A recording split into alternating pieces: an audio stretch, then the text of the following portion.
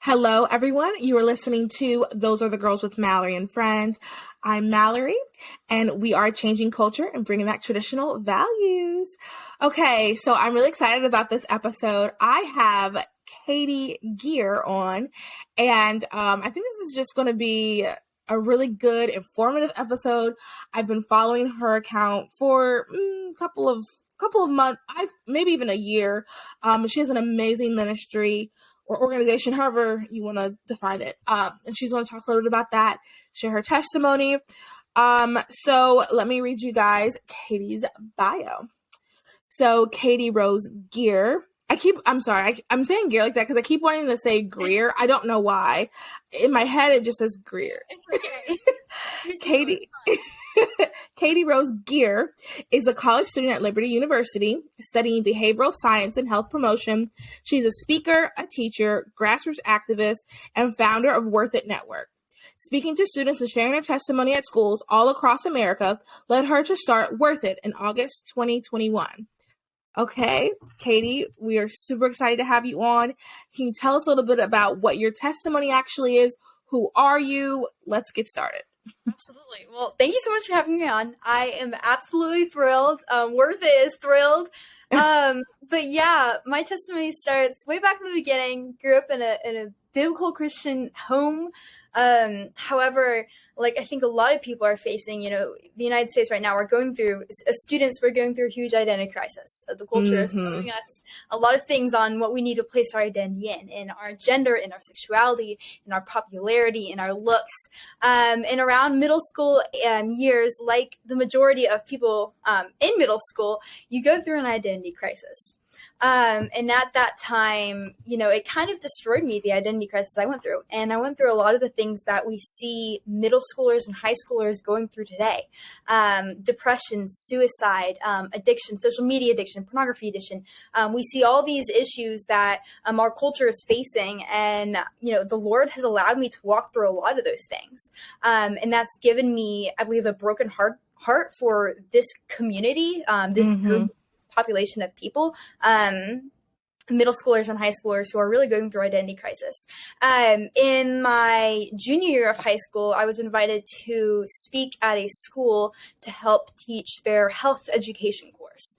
And I came there and I presented this curriculum that they had for us to present, and it was a great curriculum. However, just the blank stares that I saw in the students' face really broke my heart. There were kids in the classroom who were pregnant at 8th grade. They were pregnant. Oh, wow.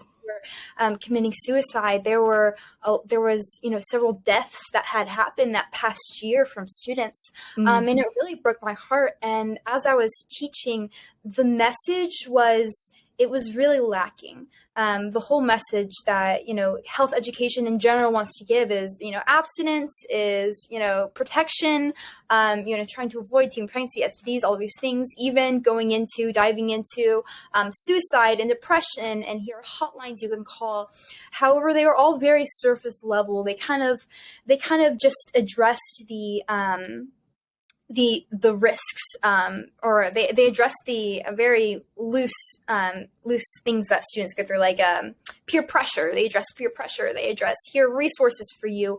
However, it wasn't really addressing the real issue.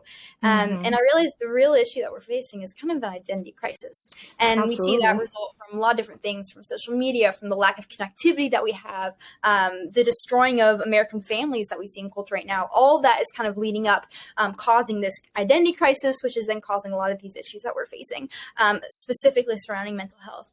And so after that experience, man, it really broke my heart seeing the pain that these students are going through. I'm very much involved with Students for Life of America. If you are a pro-life student and you want to get involved in the pro-life movement, check out Students for Life of America. They are incredible.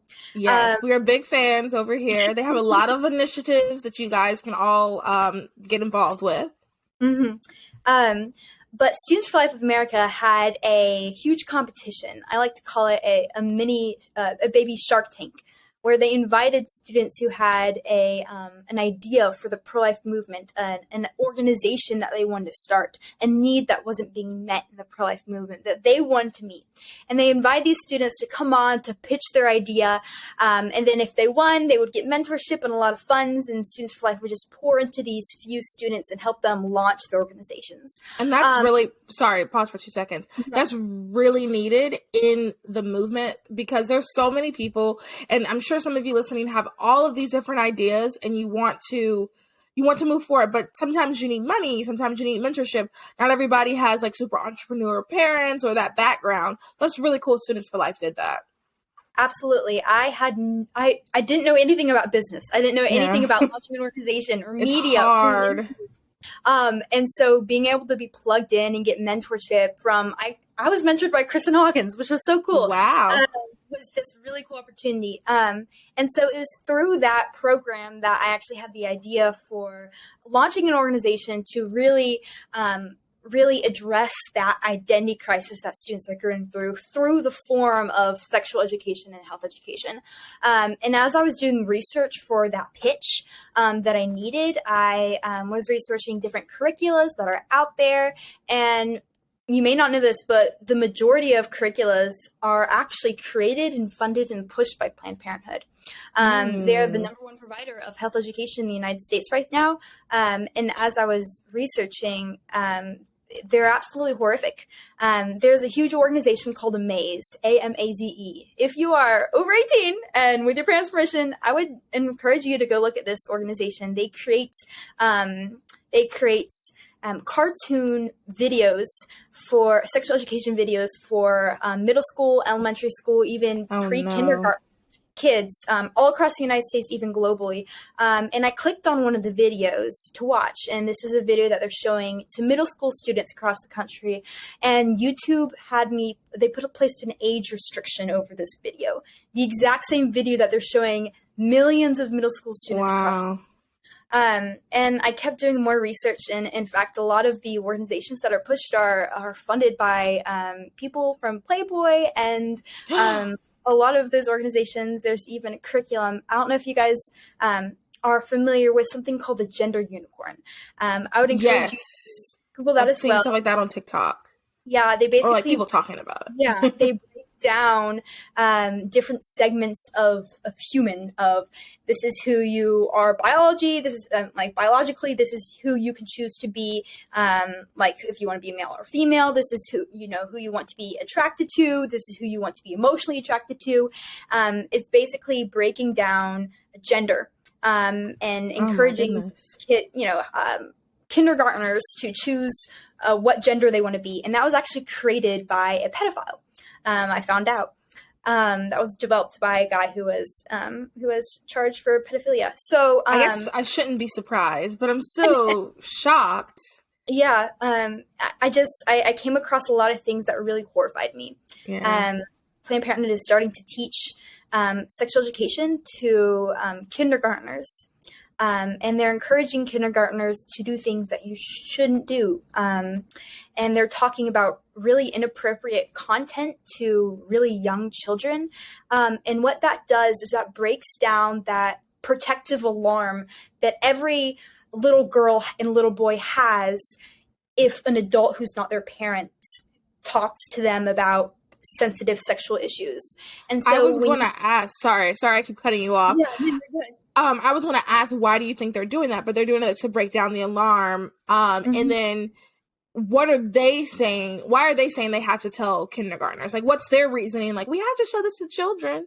What's their reason is because they think that children need to have the choice of if they want to be a boy or girl today, or they need to have the choice to explore their bodies sexually.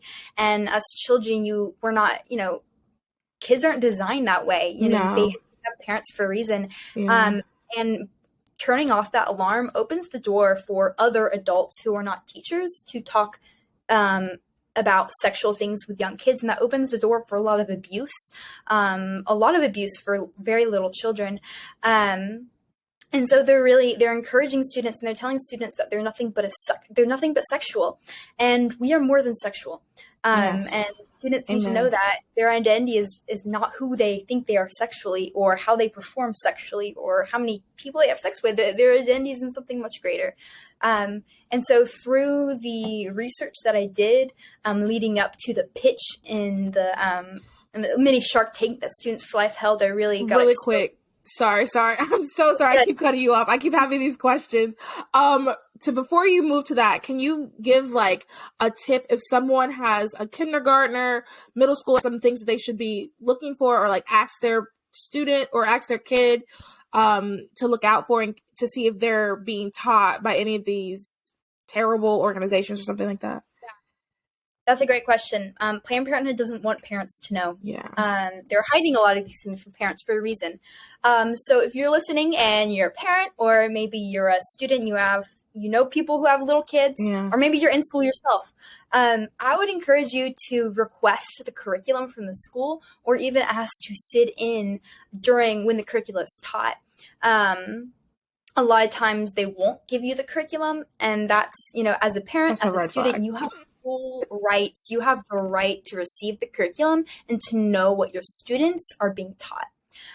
So request the curriculum from your school, request to sit in when the curriculum is being taught, and you have full rights. So if they deny you, they shouldn't be able to do that. You have full rights to be able to access that material. Okay, thank you. Sorry, I was like, okay, I had to ask that. But you were saying, with Students for Life, you entered the contest. Mm-hmm. I entered the contest, and I ended up getting I got third place, so I got a huge grant and was able to just launch Worth It, which is the organization that I run now. We started 2021, and our real goal is to do research on a lot of the issues that aren't being researched currently, as well as to present life-affirming health education content to schools across America. And we do that by addressing the issue of human value, of where you place your value, why do you have value, where your identity comes from. We believe that because you have value, you should treat yourself and others with value. And unfortunately, in our society, students believe they have value from something that is very temporary. And because of that, their value fluctuates over time and it kind of breaks down. So we are currently speaking in several schools in North Carolina and Virginia. We've spoken to over 1,200 students, 17 different classrooms. We mobilize college students to go and to present our curricula to middle schools and high schools. And so if you're a college student and you love public speaking, we have an ambassador and a spokesperson program that's open. We've got a board of directors. We're currently working on researching media and pornography and how that affects families and marriage. Ooh. So really excited about that. We're working on developing an evidence-based curricula. And if it's evidence-based, it means that we can have, pitch ourselves to organizations like the CDC and all of those organizations that use evidence-based curricula as their recommendation as they're crafting policy and things like that. So our goal is really to reach not only community, but also policy level on how our government is handling depression and sexual issues and really health education in the United States. Wow. Amazing. I love this so much. If you know me personally, I probably talk about it way too much, but I'm constantly talking about, and I talk about this on the podcast too, but constantly talking about how there is a deeper cause to all of this mess, how we got here, and it is rooted in identity. I think that that's the biggest issue, especially for girls. This podcast is specifically for women. I mean, we do have male listeners. Shout out to the males that are listening, but it's a huge issue for girls in middle school, just how you struggled. I struggled in middle school a lot with identity, and I'm sure everybody listening, we did. Middle school is a crazy time. It is I would hate to have to teach middle school. Shout out to those who do teach middle school, but it's just such a crazy time. But if we can get the young people, the youths, and start talking to them about identity at a young age, that is so important. So a couple of questions. While you were talking, I was thinking, so you said you go and you talk to different high schoolers. High school, is it at high school? So is it typically Christian schools, public schools? We have a plethora of both. Oh, nice. Several public middle schools and high schools, as well as private Christian university or private Christian schools as well. Right now, it's a lot more. The curriculum that we wrote it's not evidence based, and so we really it's difficult to pitch to private schools or public secular schools. Yeah. So our Christian curriculum that we have, I love our Christian curriculum. It is incredible. It really just points to the cross and how our identity is solely in Jesus Christ. And so we really are focusing our efforts on bringing Worth It into Christian schools. I actually, do not let me forget, I have 2 Christian schools that I think you should pitch to in my town.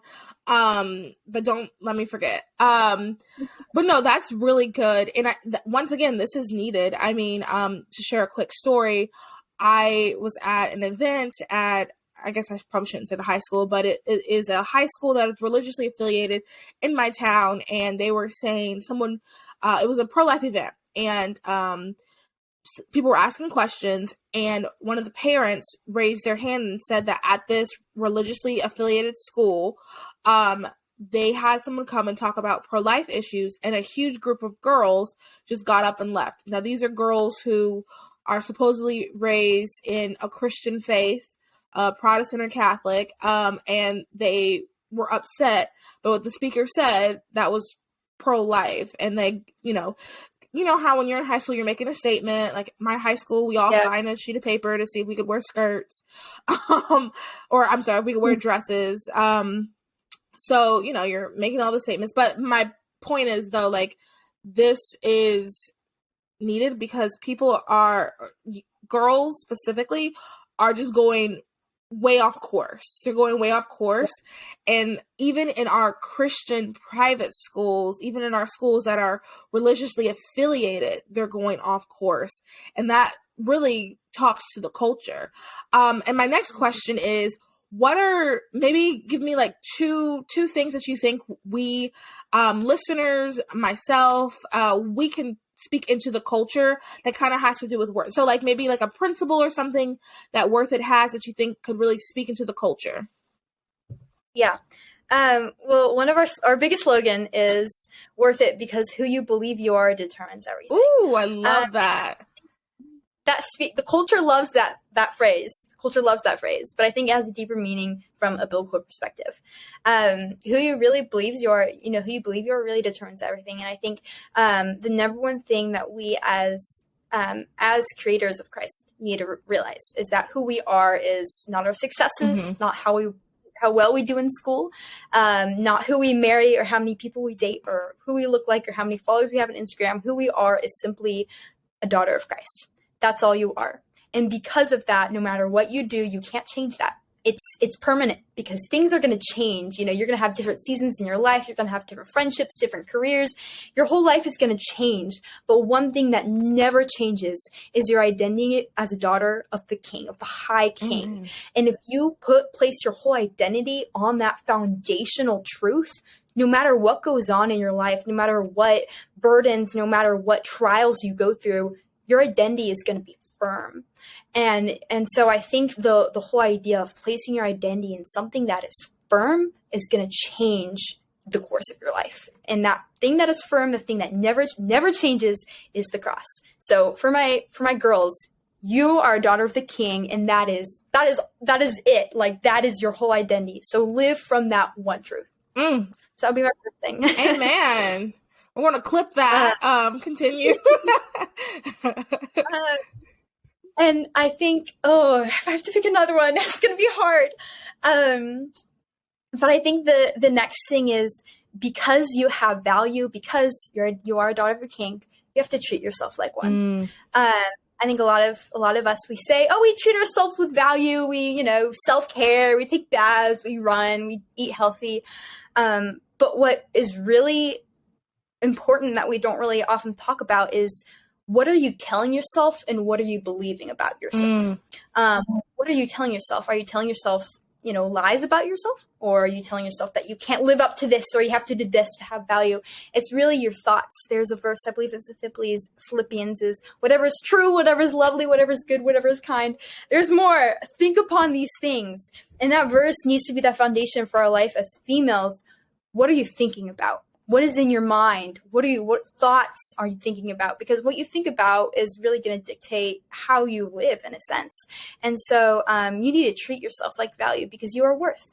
You are worth more than gold. So don't settle for some jerk man out there who doesn't treat you with value. You, like the jewel, like the precious jewel that you are. Treat yourself like value. Treat yourself with value, because that's who you are. Amen. This is good. And this episode's coming out on Valentine's Day. Perfect. Praise the Lord. I didn't even think it would go in this direction, but fabulous. So another question I have is, do you guys get any pushback, like on social media? Have you had, reach out to a school and they said, oh, you guys are just awful, terrible people? Or has it kind of been good reception? We really haven't gotten a lot of pushback. Oh, that's good. I think one of the reasons for that is because we haven't really, our media online platform hasn't really grown in a huge way since we're fairly new. But I do expect pushback to come, and we are preparing for it to come. In fact, if there is no pushback, then we're doing something wrong. So praise the Lord, we really haven't gained a lot of pushback yet. But we're kind of bracing ourselves for that. Yeah. Honestly, you might get some after this episode goes live, because occasionally there's like 2 accounts. I don't know who they are, but they always comment on everything in a negative way. And until they say something really out of pocket, I'm not going to block them, because maybe they're listening. Yeah. Maybe they're going to learn something. I know. Hey, you are a child of God. If you're listening and you don't like who we are, you are a child of God and you are valued. Amen. Amen. Okay. And then let me see. I had a couple more questions. I was doing good without having to look. So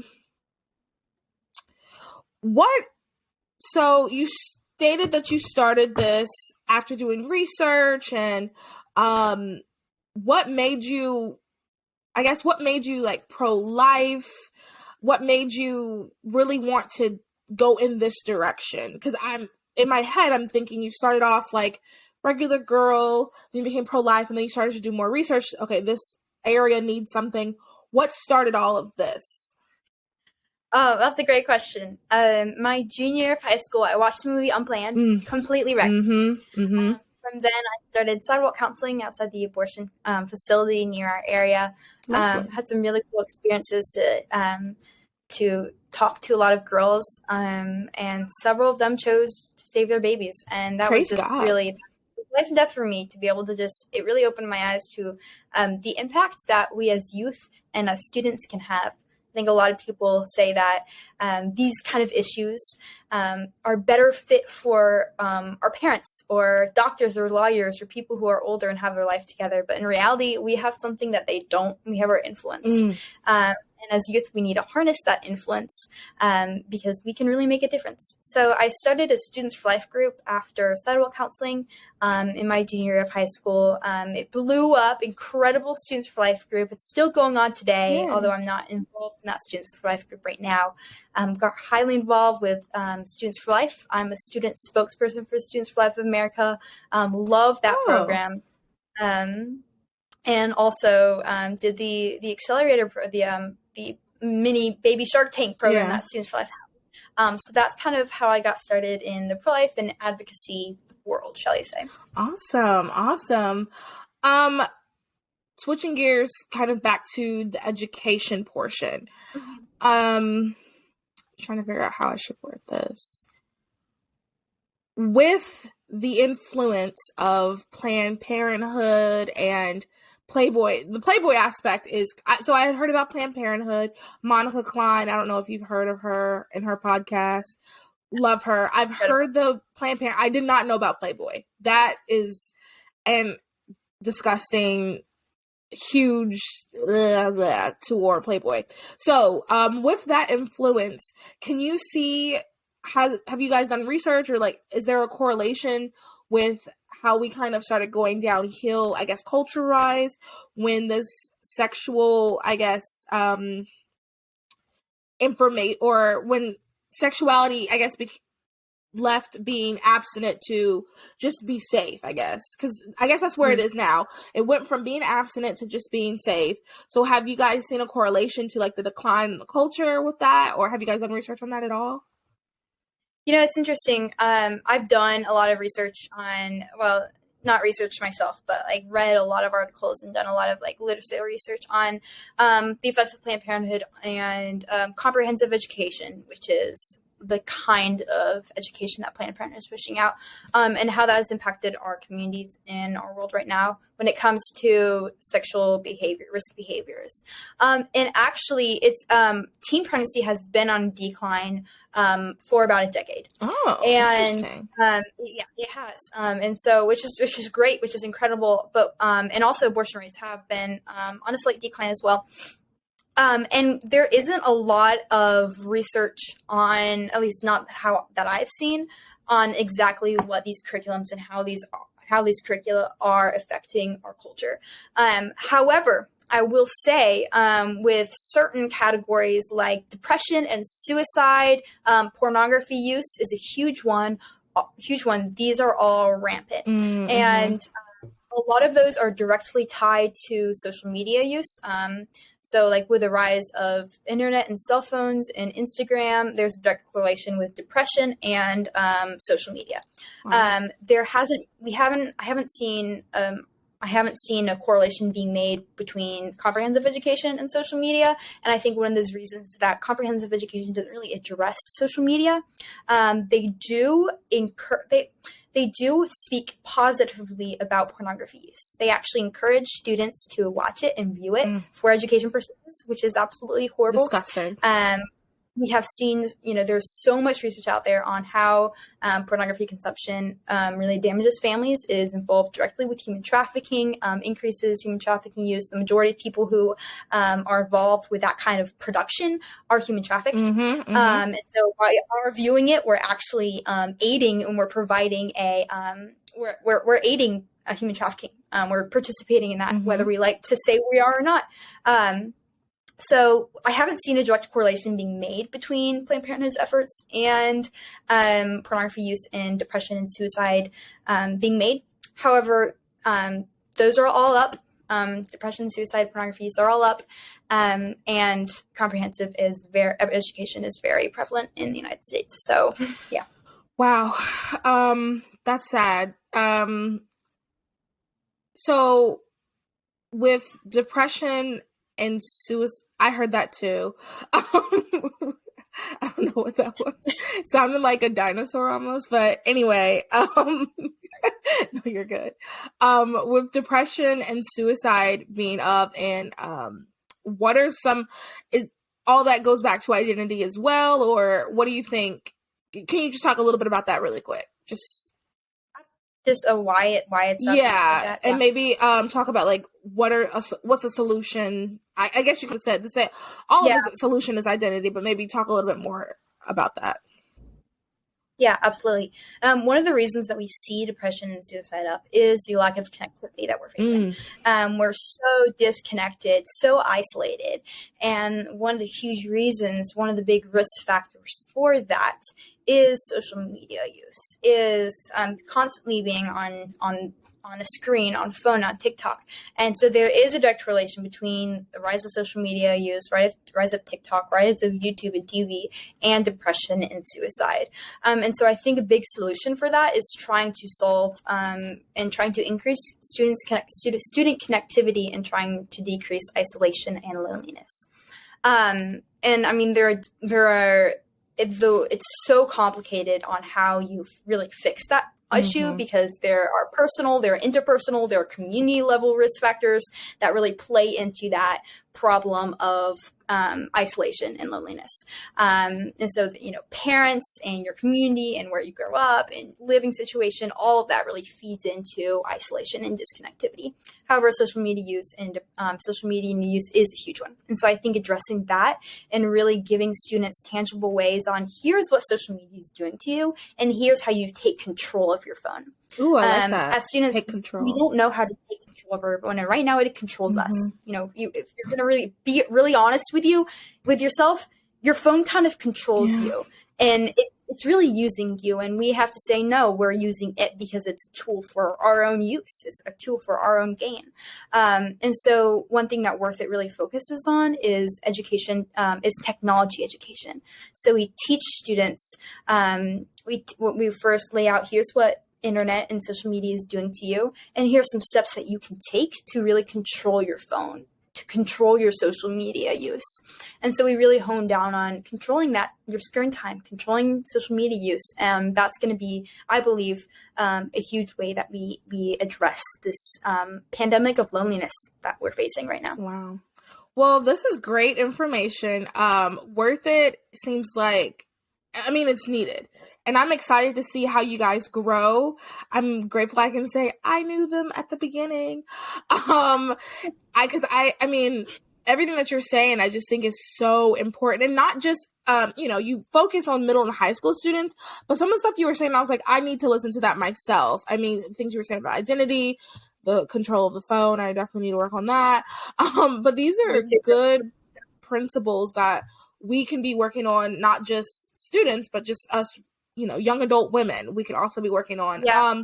Is there anything, I have one other question after this, but is there anything else that you want to add? Are there resources that you would like to offer, a podcast you listen to, or, I don't know, a book that you think will be really helpful, or anything else you want to add?